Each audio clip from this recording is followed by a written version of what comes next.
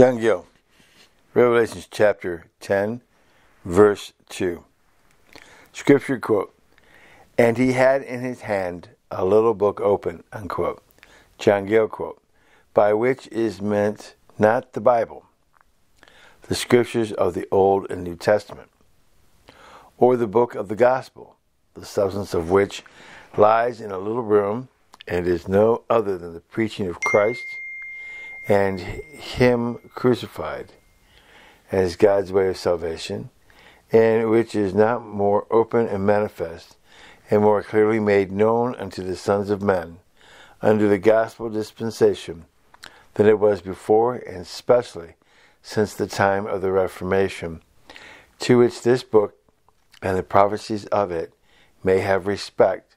But the same book is here designed, which in Revelation chapter 5, verse 1, is represented as in the right hand of him that sat on the throne, as shut and sealed.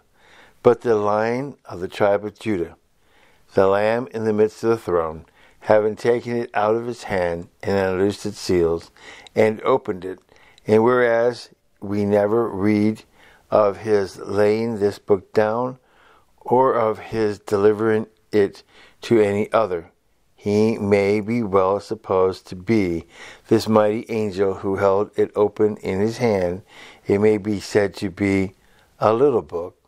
because now not only many of the scenes and visions in it were exhibited upon the opening of the seals, but because at the time this vision refers to, many of its prophecies were accomplished, so that the bulk of it was greatly reduced, and it may be represented as open, because the seals of it were unloosed, and the things in it revealed. And it is to be observed that as the several seals of this book and the opening of them refer to the state of the empire, both as pagan and as Christian, as has been seen, so the little book itself, clear of these seals, sets forth the state and condition of the church in the empire under its different revolutions and appearances, unquote. Scripture quote, "And he set his right foot upon the sea, and his left foot on the earth," unquote. Gill quote, which signifies that he was Lord and possessor of both the whole terraculous globe, being the maker and supporter of it, and that his gospel should be spread all over the world, both on the continent and in the islands of the sea, and that his kingdom should be from sea to sea,